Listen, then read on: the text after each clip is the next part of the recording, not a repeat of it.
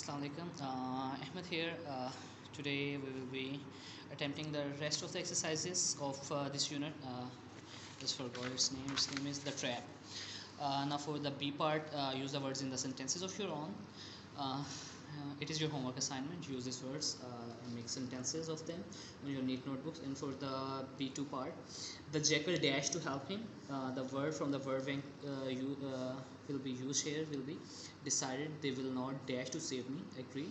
This is an dash trap. Awful trap. I can get dash through the bars. Now for the fourth part, a thing made of wood with four wheels is a cart. The thing made of metal and wood is a knife. The thing made of glass is a mirror, and the thing made of paper is a book, and the thing made of cotton is a shirt. Now a very small part here which is very easy. Put the following in the alphabetical order. It is your homework assignment too. Solve them, seek help from your parents or tutors, and until next video, Allah Hafiz.